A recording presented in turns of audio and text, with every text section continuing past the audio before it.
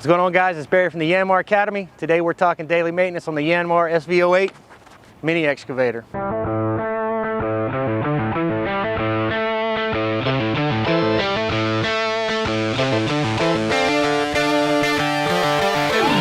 right, the tools we're going to need today is a 12mm socket, a ratchet, a grease gun. First thing we got to do is we got to pop the hood on the SV08. So in order to lift the hood, we want to grab this lever right at the front of the cover itself. Go ahead and lift it up and then just push the seat up and back. All right, so once we lift the hood, first thing we want to do is we want to find the engine oil dipstick located on the front side of the engine right here. Go ahead and grab your rag, wipe around that dipstick. You don't want to transfer any dirt or debris from the engine into that dipstick tube. Otherwise, you take a chance of contaminating your engine oil. Go ahead and pull it out. With your rag, go ahead and wipe it down. Go ahead and reinsert it. Make sure it seats in all the way. Remove it. Then what we want to do is we want to look at our oil level. On our dipstick, we have a lower hole and an upper hole. You want the engine oil to be in between those two holes. If it's not showing above the first hole or the bottom hole, go ahead and add some engine oil. You're a little bit low. If it's above the top hole, you're going to have to drain some. You've got too much engine oil. If your engine's oil is low, you want to come up here on top of the engine to the valve cover, find this little yellow cap. Go ahead, pull it off. Put your replacement oil in here.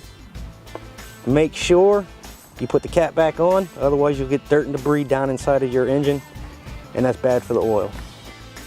All right, so the next check is going to be our engine coolant. We're going to check it right here at the reservoir. On the reservoir bottle itself, it has a low mark and a full mark. You want to make sure that the coolant is in between the low and the full. If it's too low, you want to add some to it. You take a chance of the engine overheating. If it's too high, then you take a chance of it overpressurizing and blowing fluid all over the ground. This one's good, so we'll move on to the next check. All right, so the next check is going to be the battery. What you want to do is come to the battery on top. There's a sight glass. What you want to do is look at that sight glass. You're looking for one of three colors. The first one's going to be blue, which tells me that the battery's fully charged and good to go. If it's red, that means the battery's discharged and needs to be recharged. If it's white, then that means the battery's bad and needs to be replaced. This one here is blue, so we're good to go. All right, guys, so the next check is going to be our governor linkage, which is right here. What we're doing is we are looking to make sure that all the bolts are tight, nothing's missing. Then what we're going to do is we're going to reach up here to the throttle handle and shift our throttle to make sure that it moves and there is no binding. All right, we're good to go. All right, next what we want to do is we want to check all the rubber hoses in the engine compartment, make sure that they're all tight where they need to be at and there is no dry rotting. Give them all a nice little tug to make sure they're secure.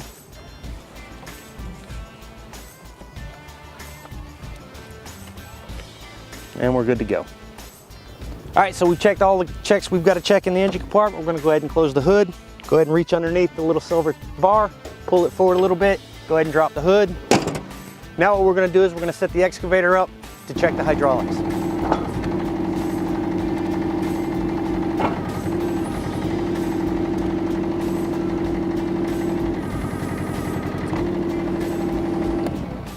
All right, guys, so now the machine's ready to check the hydraulics. What you want to do is come down here on the left side of the machine, look for this little sight glass. You want to make sure that hydraulic oil is about halfway into that sight glass. This one here is a little low, so we need to top it off. In order to get to that, once again, we have to pop the hood. Once the hood's popped, right here is this little orange cap. This is where we fill our hydraulic fluid. The next check is going to be track tension. In order to check our track tension, we're going to have to swing the house off to the left side and lift this left side of the track up off the ground. Once again, operating the machine, safety first. Make sure you're wearing all your safety equipment.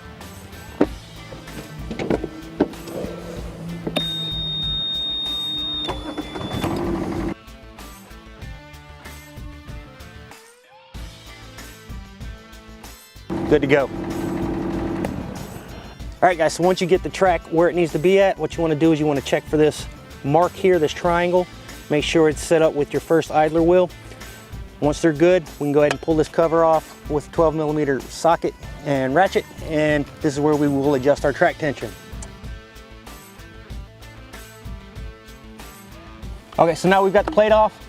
You're going to find your adjusting bolt for your track tension.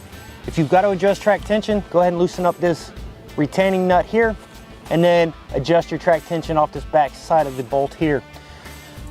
When you go to measure your track tension, down here you want to measure for between 0.31 and 0.56 inches of play or free space between the bottom of my roller and my track. We've already checked this one's good to go. All right, now that we're done with track tension, we'll go ahead and put the plate back in place. And just always remember that you do the other side of the track the exact same way as we did this side.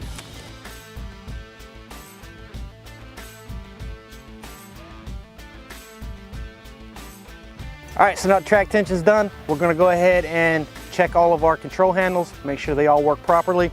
We'll go ahead and fire up the machine.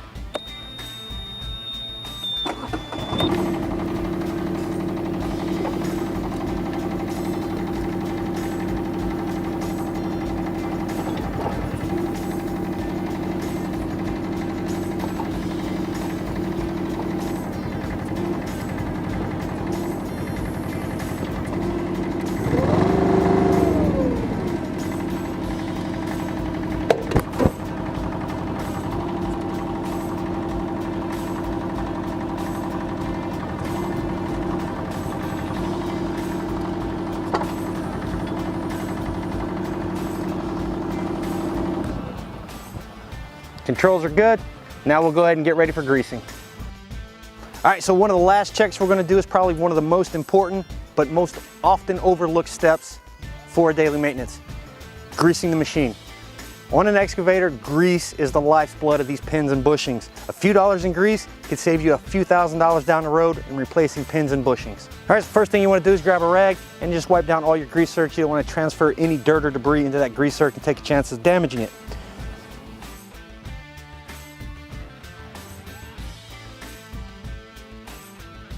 All right, once we're done, we'll go ahead and grab the grease gun and start greasing up.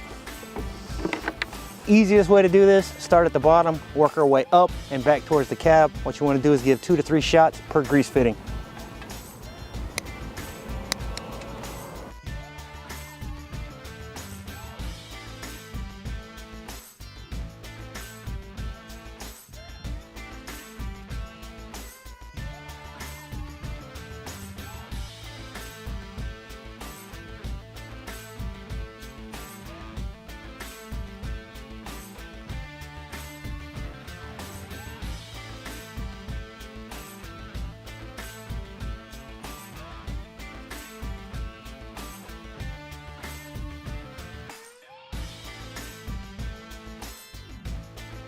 There you have it, guys, all done.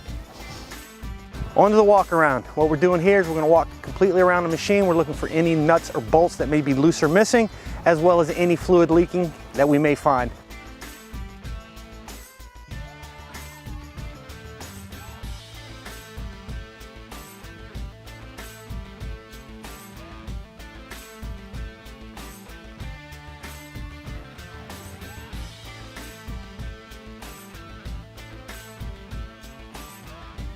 All right, so there you have it. Quick, simple, easy checks, but checks that are very important if you want to keep your machine digging in the dirt for years to come.